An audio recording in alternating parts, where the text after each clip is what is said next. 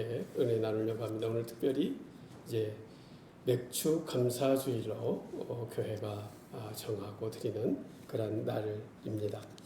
우리가 특별한 날을 정해서 기념하는 것은 어떻게 보면 인류의 역사이고 어느 나라나 어느 민족이나 어느 시대나 어떤 문화 가운데에도 있는 그러한 일들이다라고 할 수가 있겠는데요. 아마도 그날이 지니고 있는 그러한 역사적 의미를 새롭게 함으로 말미암아서 현재의 삶에 더욱 의미 있게 하기 위한 그런 역사의 이해라고 생각이 되어집니다. 참 우리나라에도 많은 그러한 절기들이 있죠. 기념일들이 있습니다. 광복절이니 또는 3.1절, 개천절, 한글날 많은 그런 기념일들이 참 많이 있는데요. 다 그런 의미의 날들이라고 할 수가 있겠죠. 오늘은 특별히 또 7월 4일인데요. 미국으로 보면 독립기념일이라 그렇게 또 우리가 알고 있습니다. 참으로 성대하게 그 독립기념일의 행사를 이제 진행하는 것을 많이 보게 되는데요. 나라와 또 국가뿐만 아니라 바로 가정적으로도 교회적으로도 여러 가지 기념일들이 있죠. 교회 안에도 창립기념일 이런 날들을 가지고 우리가 기념하고 나아가는 그런 날들이 있습니다. 가족에도 이제 부모님의 어떤 추도일을 기억해서 추도식을 드리는 그러한 날들, 또 부부의 어떤 결혼을 기념하는 결혼 기념일들, 또 가족들의 생일을 기념하는 또 생일 축하의 그러한 날들로 우리가 지키고 나아가고 있죠. 참 요즘에는 알지도 듣지도 못했던 그러한 날들도 참 많이 있습니다. 여러분 혹시 들어보셨나요? 3월 3일이 무슨 날인지 아세요? 예, 삼겹살 데이다. 그래서 삼겹살을 먹는 날이라고 그러죠. 9월 2일은 그럼 무슨 날인지 아세요? 9.22. 그래서 삼겹살 구워 먹는 날. 또 그렇게 해서 아마도 그런 날들은 삼겹살 장사하시는 분들이 만들어 놓지 않았을까? 그런 생각도 하고요. 매월 보면 14일을 또 젊은이들은 의미 있게 보내기도 합니다. 다이 어리데이, 발렌타인데이, 화이트데이, 블랙데이, 로즈데이, 수없이 많은 그런 날들을 만들어서 의미 있게 그런 날들을 보내는 그런 젊은 청년들의 모습도 볼 수 있는 거죠. 모두가 좋은 일이라고 할 수가 있겠습니다. 우리가 문명과 어떠한 문화가 발달되어질 수 있도록 되어갈수록 그런 기념일들은 더 많아진다라고 할 수가 있을 것입니다. 교회적으로도 많은 그런 절기들이 있죠. 성탄절, 부활절, 추수감사절, 오늘 우리가 드리는 맥주감사절, 또 창립기념일, 이런저런 성령 강림주일, 종교개혁주일, 청년주일, 교육주일, 이런저런 많은 그런 기념일들이 있습니다. 그런데 여러분, 교회 안에 있는 이러한 기념일들은 두 가지로 나누어질 수 있죠. 사람과 교회 전통을 통해서, 교회가 회의를 통해서 이러한 날들은 의미 있는 날이다라고 생각해서 그것을 기념하고 또 우리가 신앙의 어떤 본으로 삼자라고 하는 그러한 날들로 기억하는 사람이 만든 그러한 날들이 있는가 하면 하나님께서 이러한 날은 꼭 지키라고 하는 하나님이 명령하신 우리의 의도와는 상관없이 하나님이 지키라고 하신 그러한 절기가 있다는 것이죠. 여러분 대부분은 사람들이 만든 절기입니다. 그런데 하나님께서 만드신 절기가 어떤 날인지 아세요? 오늘 우리가 읽은 출애굽기의 23장 14절 17절에 나오는 말씀, 바로 여러분 무교절과 맥주절 그리고 수장절을 하나님이 우리에게 지키라 명령하신 그러한 절기다라고 하는 것이죠. 여러분 이것은 꼭 지키라는 그러한 말씀이라고 할 수가 있습니다. 여러분 미국 시카고에서 태어난 워너 솔맨이라고 하는 그러한 화가가 있는데요. 결혼하고 얼마 되지 않아서 참 젊은 나이에 중병에 걸리게 됩니다. 의사가 그를 향하여 말합니다. 당신은 임파선 결핵을 앓고 앞으로 3개월 정도 살 수 있습니다. 라고 말했죠.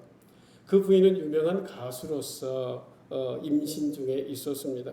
아내에게 너무너무 미안하고 이제 태어날 아이에게 너무나도 죄스러운 그런 생각 가운데 몹시 괴로워하고 원망스러운 그런 상황 가운데 있었겠죠. 아내는 그를 위로합니다. 여보, 3개월밖에 못 산다고 생각하지 말고 하나님께서 3개월이나 우리에게 시간을 주셨다라고 생각하며 감사하고 살아갑시다라고 격려합니다. 아무도 원망하지 말고 3개월이 얼마나 귀한 시간입니까? 그야말로 천국과 같은 그러한 시간이 아니겠습니까? 가장 아름답게 만들어 갑시다. 그렇게 하고 3개월을 허락하신 하나님께 감사하며 살자고 다짐했다는 것이죠. 아내의 그 위로의 말에 남편이 힘을 얻고 화가의 본분을 다하기 위하여 예수님의 얼굴 그림을 그렸다는 거예요.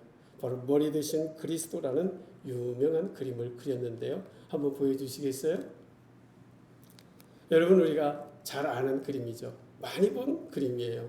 우리나라에도 여러분 이 예수님의 얼굴을 참 많이 가정마다 가지고 있습니다. 벽에 걸어두신 분들도 많이 있죠. 보통 사람들은 예수님의 얼굴을 그릴 때에 자비로운 얼굴로, 사랑이 많은 미소 지은 그러한 예수님의 얼굴로 그리기도 하고, 또 고난당하시는 예수님의 얼굴로도 그리기도 합니다. 그러나 바로 워너 솔맨이라고 하는 사람은 참으로 예수님의 어떠한 지도력 그리고 강인한 그런 인간성을 지닌 인물로 표현하고 있었던 것이죠. 이 그림이 너무너무 유명해져서 그야말로 수백만 장이 복사되어서 팔려나가는 그러한 그림이 되었다는 거예요. 그런데 여러분, 바로 이 3개월의 선고를 받고 그 그림을 그리기 시작했던 이 바로 워너 솔맨이라고 하는 사람이 몇 살까지 살았을까요? 76세를 살고 죽었다라고 기록이 되어 있습니다. 여러분, 놀라운 결과가 아니겠어요? 3개월이 어디냐라고 생각하며 그 3개월 앞에 감사로 나아갔더니 행복하고 또 생명까지 연장받고 깨끗하게 치유함받는 그런 은혜를 입었다라고 하는 거예요. 여러분, 백수를 장수한다 해도 불평이 넘치면 불행이 풍성한 그러한 삶을 살아갈 수밖에 없게 된다. 그런 교훈이겠죠. 감사가 행복을 부른다는 사실을 말씀하고 있는 것입니다. 넘치는 감사가 바로 오늘 우리의 삶에 풍성한 행복을 가져다 준다. 그런 말씀이기도 한 것이죠.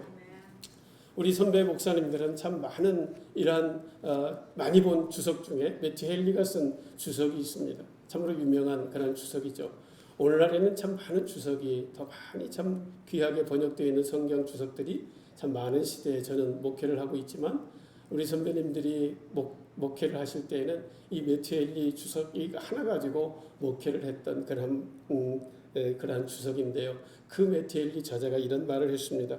감사는 수학에서 더하기와 같아서 모든 것에 감사하면 거기에 하나님의 축복이 더해진다. 어떤 일이든지 감사하면 플러스의 축복이 주어진다. 그러나 반대로 원망과 불평은 빼기와 같아서 있는 것까지 빼앗기고 없어진다. 그렇게 기록하고 있습니다.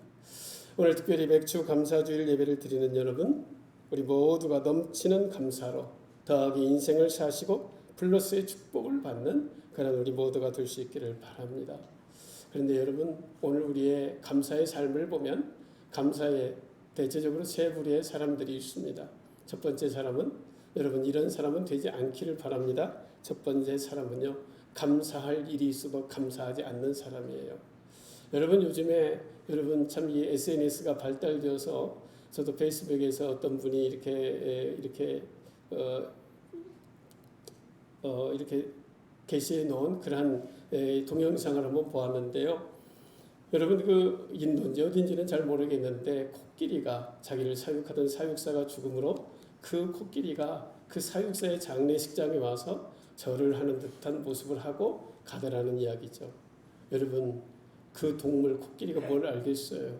그런데 그 사육사가 자기에게 잘 해줬다는 걸 안 거죠. 그러니까 사육사의 죽음을 안타까워하며 감사의 마음을 표현했다는 거예요. 그런데 여러분, 인간으로서 감사해야 할 때 감사하지 못한다면 동물보다 못한 그러한 사람이 될 것입니다. 두 번째는요, 어떤 사람이 있는가 하면 감사할 일에만 감사하는 사람이죠. 여러분, 평상시에는 감사를 못합니다. 이런 분들은요, 계산하면서 감사를 하는 사람이죠. 여러분, 이런 분들에게는요, 범사에 감사한다는 것을 이해하지 못할 수 있는 것이죠. 하나님이 원하시는 최고의 감사의 삶은요, 바로 범사에 감사하는 거예요. 감사의 일과 상관, 어떤 환경과 관계없이 감사하는 사람, 그 사람이 최고의 감사의 삶을 살아가는 사람이죠. 앞으로 지금 현장에 지금 환경은 다소 어렵고 힘들어도 앞으로 잘 될 것을 기대하고 감사하는 그러한 감사. 무슨 감사라고 할 수 있을까요? 선불 감사라고 할 수가 있겠죠. 여러분, 모든 것이 합력해서 선을 지를 줄 알고 오늘의 현장이 상황이 좀 안 좋아도 하나님 앞에 감사할 수 있는 사람, 그 사람은 어떠한 감사라고 할 수 있을까요? 내 믿음의 감사다 그렇게 말씀드릴 수 있을 것입니다. 하나님의 말씀 앞에 순종함으로 범사에 감사하였으니 감사하는 사람, 여러분 그 사람은 어떠한 감사라고 표현할 수 있을까요? 내 순종의 감사의 사람이다 그렇게 말씀드릴 수 있을 것입니다. 여러분 세 가지로 예를 들었지만 가장 차원 높은 감사의 삶을 살아가는 그러한 삶의 모습이죠. 오늘 예배하는 저와 여러분 우리 모두가 바로 이러한 차원 높은 감사의 삶을 살아가는 우리 모두가 될 수 있기를 바랍니다. 오늘 본문에 나오는 바로 이제 세 가지 절기, 하나님이 반드시 지키라고 말씀하신 절기가 무엇입니까? 바로 무교절과 맥추절과 수장절이라고 하는 것인데요. 여러분 무교절은 이스라엘 백성이 애굽에서 해방되어질 때 무교병을 먹었던 것을 기념해서 드리는 무교절이라고 하는 것이죠. 다른 말로는 유월절이라 그렇게도 말하기도 합니다. 오늘 이제 저와 여러분이 함께 나누고 싶은 맥추절은 무엇인가 하면 바로 밭에 농사, 곡물 농사를 지어서 그 첫 열매를 하나님께 드리면서 지키는 절기, 그것이 바로 맥추절이요 77절이라고 합니다. 그리고 또 6월절 무교절의 50일 후라 해서 오순절이라 그런 말로도 부르고 있지요. 그리고 오늘 마지막 세 번째 하나님이 지키라고 말씀하신 수장절은 1년의 농사, 바로 곡물 농사와 과일 농사를 다 마치고 모든 수확을 창고에 저장하고 난 다음에 지키는 그러한 절기, 바로 그래서 수장절이라 또는 장막절이라 초막절이라 그렇게 부르기도 합니다. 여러분 오늘 우리가 집중적으로 살펴보고 싶은 것은 바로 맥추절입니다. 맥추절은 어떠한 것이다? 바로 하나님께 첫 열매를 드리는 절기라 그렇게 말씀을 드렸습니다. 여러분 첫 열매라는 말을 그대로 바로 처음 열매를 맺는 그 처음 열매를 뜻하는 것이죠. 여러분 참 오늘 우리에게 있어서 첫 열매는 참으로 귀한 것이 아니겠습니까? 사람이 되었던 짐승이 되었던 처음 열매는 그렇게 귀한 것은 단순히 첫 것이기 때문에 귀한 것이다라고만 할 수가 없지요. 출애굽기 22장 29절의 말씀인데요. 우리 한번 볼까요?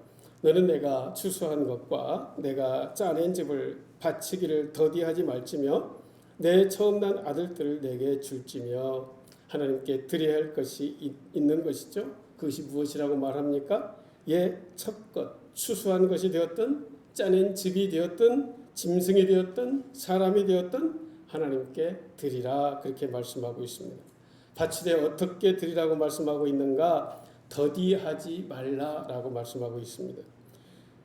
드리기는 드리는데 더디 드리지 말라는 거예요. 다른 말로 말씀드리면 망설이면서 드리지 말라 그런 말인 것이죠.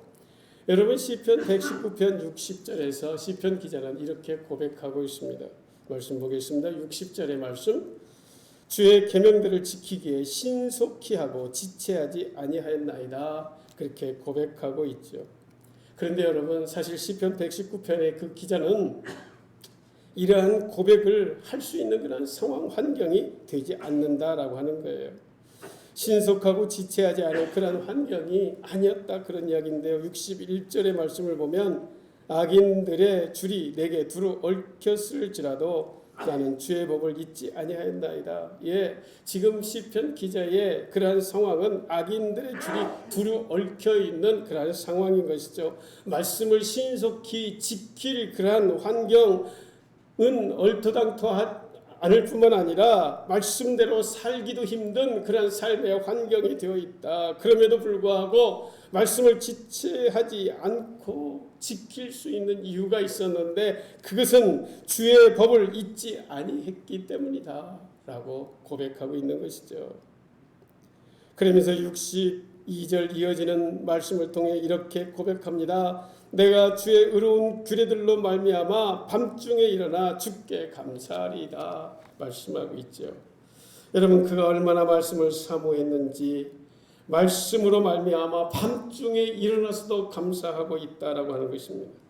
그러니 여러분 이러한 믿음의 사람이라면 말씀을 지키는데 결코 지체해야 할 이유가 없는 사람이죠. 말씀이 떨어졌다 하면 밤중이 되었든 새벽이 되었든 어떠한 상황 환경이 되어 있든 신속히 순종할 수밖에 없는 그러한 사람이다 라고 하는 그런 아름다운 모습인 것입니다. 우리가 말씀 앞에 순종하기를 더디하는 그러한 이유가 있다면 여러분 무엇일까요? 우리의 마음이요 반심이기 때문에 그렇습니다. 우리의 마음이 전심이면 여러분 결코 우리가 더디 순종할 일이 없지요. 여러분 그렇지요? 예배에 전심인 사람은요 예배에 지각을 할까요? 안 할까요? 네, 결코 지각할 이유가 없어요. 여러분 어떤 모임에 전심인 사람이 있다면 여러분 그 모임에 늦게 갈 이유가 없는 거죠. 그렇지 않습니까, 여러분? 여러분이 대통령을 만나기로 했다. 아니면 뭐 도지사를 만나기로 했다. 아니 그냥 군수 면장님을 만나기로 했다 하면 여러분이 어떻게 하시겠어요? 전심으로 하시겠어요? 반심으로 하시겠어요? 예, 모두가 다 전심으로 만날 거예요. 미리 가서 그 높으신 분들을 기다리고 있겠지요. 여러분 전심은 한 마음입니다. 반심은요 두 마음의 사람입니다. 전심은 하나로 집중된 마음이요 반심은 둘로 나누어진 마음입니다. 둘로 나뉘게 되니까 망설이게 되는 거죠. 망설이다 보니까 지체하게 되는 거죠. 지체하게 되다 보니 늦게 되는 것이죠. 여러분 감사도 미루면 결국에는 하지 못하게 되는 거예요. 범사에 감사해야 하지만 여러분 감사도 때가 있다라고 하는 사실입니다. 감사할 기회가 주어졌을 때 즉시 감사하는 것입니다. 그런 의미에서 오늘 우리가 2021년 반년을 보내고 맥주 감사절로 하나님 앞에 감사한다라는 이 시간은 너무나도 우리에게 소중하고 중요한 기회의 시간이다라고 하는 거예요. 한 해의 절반을 마감하고 새로운 절반을 시작하는 그러한 날이 되기 때문에 그렇습니다. 그래서 여러분 오늘날 우리 한국교회 안에 저와 여러분에게 맥주 감사절은 바로 상반기 반년의 감사의 결산인 셈이다. 그렇게 말씀드릴 수가 있는 것이죠. 여러분 오늘 우리는 맥주 감사주를 어떻게 지켜야 할까요? 동일한 본문의 말씀을 신명기 16장 16절 17절은 이렇게 기록하고 있습니다. 여러분 한번 보십시오. 너희 가운데 모든 남자는 1년에 3번 곧 무교절과 77절과 초막절에 내 하나님 여호와의 택하신 곳에서 여호와를 배웁고 빈손으로 여호와를 배웁지 말고 각 사람이 내 하나님 여호와께서 주신 복을 따라 그 힘대로 드릴지니라. 그렇게 말씀하고 있습니다. 하나님께서 각 사람에게 네가 받은 복을 따라 힘대로 드리라. 그렇게 말씀하고 있죠. 여러분 얼만큼 드리면 힘대로 드리는 것이 될까요? 하나님께서 말씀하신 힘대로 드리라는 것이 어느 정도가 될까요? 네, 약간 부담이 되는 정도가 힘대로 드리는 것이에요. 여러분 이런 것은 힘대로 드리는 게 아니겠죠. 여러분이 걸어가다가 어려운 노숙자가 있습니다. 그리고 앞에 무슨 동양 양재기를 하나 놓았다면 여러분 어떻게 드리겠어요? 은행 가서 돈을 찾아서 정성껏 또 봉투에 넣어서 이렇게 드리시겠습니까? 그런 분이 혹시 계실까요? 거의 그런 분은 안 계실 것입니다. 그런 분이 계실 때 주머니를 뒤지겠죠. 지갑 안 깊숙한 5만 원짜리를 찾기보다는 주머니 속에 흘러다니는 1,000원짜리나 10,000원짜리를 찾아서 그분에게 드리고 힘내십시오. 그리고 가겠죠. 여러분 이것은 가볍게 드리는 거예요. 그건 힘대로 드리는 게 아닙니다. 여러분 힘대로 드리라 할 때 힘대로 드리는 정도는 어떤 정도일까요? 네, 여러분이 사랑하는 자녀, 여러분이 사랑하는 형제 자매, 여러분의 가까운 일가 친척에 어떠한 슬픈 일을 당했을 때 또는 기쁜 일을 당했을 때 여러분이 부조하거나 축의금을 드리는 정도를 힘대로 드린다는 그런 표현으로 비교할 수 있어요. 여러분 하나님 앞에 힘대로 드린다는 것은 주머니에서 찾아서 돌아다니는 그러한 1,000원짜리 10,000원짜리를 드리는 게 아니에요. 힘대로 드리는 것은 내가 정성껏 준비하는 거예요. 미리 준비해서 드리는 게 힘대로 드리는 거예요. 여러분 이것이 얼마나 귀중한지 몰라요. 사랑하는 성도 여러분, 예수를 믿는데 최선을 다하시기 바랍니다. 대충 하지 마시기 바랍니다. 감사절에 감사를 표현할 때 대충 하지 마시기를 바랍니다. 여러분 하나님께서 오늘 우리에게 주시는 것은 대충 주신 게 없습니다. 하나님은 오늘 우리에게 최선의 것으로 주십니다. 하나님은 우리에게 최선의 선물로 우리에게 주셨습니다. 그런데 여러분 우리가 하나님 앞에 드리는 것은 최선이 아니라 차선으로 대충 드린다면 여러분, 그것이 말이 되는 상황이겠습니까? 그럴 수는 없는 것이 아니겠습니까? 하나님 앞에 드릴 때 최선의 것으로 드리는 거예요. 힘대로 드리는 거예요. 거룩한 부담을 가지고 드리는 거예요. 그것이 하나님 앞에 드려지는 절기 예물이다. 그런 말씀인 것입니다. 여러분, 이스라엘 백성들이요, 하나님을 잘 섬길 때는요 그렇게 드렸어요. 하나님의 말씀을 따라 드렸어요. 그런데 구약 성경의 마지막 말라기서를 보면요, 하나님을 멀리하고 우상 속에 빠져 나아가 살던 그 사람들이 드렸던 예물의 모습을 하나님은 말라기 선지자를 통하여 이렇게 우리에게 말씀하십니다. 말라기 1장 8절의 말씀입니다. 만군의 여호와가 이르노라, 너희가 눈먼 희생제물을 바치는 것이 어찌 악하지 아니하며 저는 것 병든 것을 드리는 것이 어찌 악하지 아니하냐. 이제 그것을 너희 총독에게 드려보라. 그가 너를 기뻐하겠으며 너를 받아주겠느냐. 탄식하고 계십니다. 저는 것, 병든 것, 너희도 먹지 못할 그것을 너희 총독에게 한번 줘봐라. 드려봐라. 그러면 그가 받겠느냐. 하물며 나에게 이런 것을 줄 수 있겠니? 내가 너희에게 베풀어 준 것이 그거 정도밖에 안 되니? 라고 주님이 책망하고 있는 것이죠. 사랑하는 성도 여러분, 최선을 드리지 못하는 것에 대해서 이유를 달리하지 마십시오. 내 어떠한 환경이 그러지 못하다고 말하지 마십시오. 많고 적음에 있는 것이 아닙니다. 내 형편을 따라 최선을 다하는 것입니다. 내게 주어진 은혜를 따라 최선을 다하는 것입니다. 오늘 다하지 못했다면요, 여러분 이런 결단이라도 하실 수 있기를 바랍니다. 다음에는 하나님, 내가 반드시 최선을 다해 하나님 앞에 드리겠습니다. 다음에는 내가 넘치는 감사로 하나님께 드릴 수 있도록 하나님 내 삶에 복 주십시오.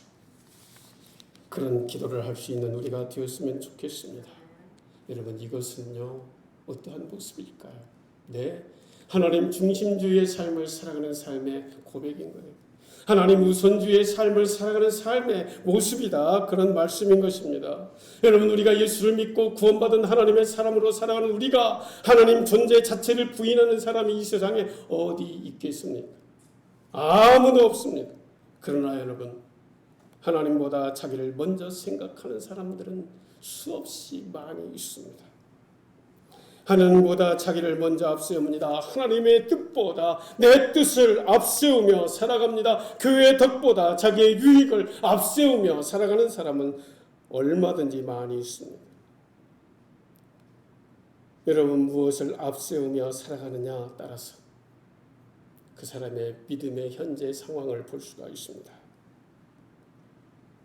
자기 중심에 있는 것을 내세우기 때문에 그렇습니다. 하나님 중심의 사람이 하나님 우선주의로 살아갈 수 있게 되는 것이죠.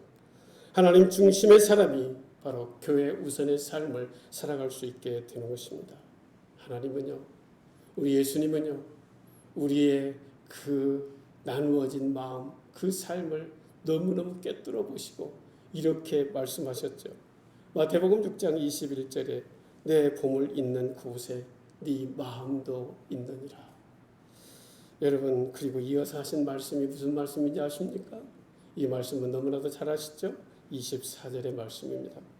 한 사람이 두 종이를 섬기지 못할 것이니 혹 이를 미워하고 저를 사랑하거나 혹 이를 중히 여기고 저를 경히 여김이라. 너희가 하나님과 재물을 겸하여 섬기지 못하느니라. 우리 주님이 얼마나 답답하셨으면 이런 말씀을 하셨겠어요. 누가복음 18장 25절에 이렇게 말씀하시죠. 낙타가 바늘기로 들어가는 것이 부자가 하나님의 나라에 들어가는 것보다 쉬우니라.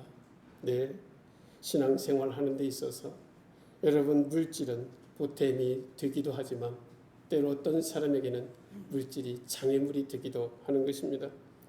신앙생활함에 있어서 물질이 있어 감사할 수도 있지만 신앙생활하기에 있어서 물질로 인해서 감사에 부담이 되는, 그래서 시험받는 그런 분들도 있을 수 있습니다. 사랑하는 성도 여러분, 아무나 드릴 마음을 가질 수 있는 것은 아닙니다. 하나님이 주신 마음이 아니고는 결코 그렇게 할 수가 없습니다. 사랑하는 성도 여러분, 감사할 마음이 있다면 진심으로 감사하시기 바랍니다. 즐거운 마음으로 드릴 힘이 있다면 참으로 감사하시기 바랍니다. 여러분, 맥주절의 첫 열매를 하나님 앞에 드린다는 것은 내 모든 것이 하나님께로부터 온 것임을 고백하고 하나님께 감사하는 것입니다. 여러분 자녀를 다 키우셨잖아요. 자녀를 키우시고 이제 대학에 공부를 하고 마치고 이제 직장에 취직하고 그 아들이 그 딸이 봉급을 받았습니다. 그 봉급을 받은 자녀가 이제 부모님께 찾아옵니다. 엄마, 아빠, 내가 이제 대학을 졸업하고 첫 직장에서 첫 월급을 받았는데 가만히 생각해보니 다 엄마, 아빠의 그 은혜였습니다. 그래서 내 힘으로 된 것이 아니라 엄마, 아빠의 그런 은혜로 된 것이기에 이 봉급 엄마, 아빠에게 드립니다. 엄마, 아빠 받으십시오 하는 그런 자녀가 있다면 여러분 어떻게 생각이 드시겠습니까? 얼마나 기특하고 얼마나 자식을 잘 키웠다는 그런 보람감이 여러분 가운데 있겠습니까? 그렇죠, 여러분? 하나님도 똑같으십니다. 여러분, 하나님과 맺은 관계 속에서도 동일하다 그런 이야기죠. 내가 출근했고 내가 땀 흘리고 내가 수고하고 고생해서 받은 그러한 월급이지만 다 하나님의 은혜의 손길이었다라고 하는 거예요. 하나님이 은혜를 주셔서 내가 직장에 취직하게 되었고 첫 봉급을 받았다는 거예요. 그래서 그 첫 봉급을 하나님 앞에 온전히 드리는 자녀가 있다면 하나님은 어떠실까요? 우리 부모가 감격하고 감동하는 것보다 하나님은 몇 배나 더 감격하고 감동하십니다. 그래서 하나님은 이렇게 약속해 주셨습니다. 잠언 3장 9절과 10절의 말씀입니다. 내 재물과 내 소산물의 청 익은 열매로 여호와를 공경하라. 그리하면 네 창고가 가득히 차고 네 포도즙 틀에 새 포도즙이 넘치리라. 여러분, 놀라운 하나님의 약속의 말씀이 있습니다. 첫 예물을 하나님 앞에 드렸을 때 창고가 가득 차게 되고 포도즙 틀에 새로운 포도즙이 넘치는 그런 은혜를 주신다라고 하는 약속인 것이죠. 여러분, 자랑이고 또 좀 그래서 죄송하기도 하지만 저는 딸이 둘이 있습니다. 딸 둘에게 가르쳤죠. 너희들이 이제 대학을 졸업하고 대학원을 졸업하고 직장에 취직하는 날이 있을 거야.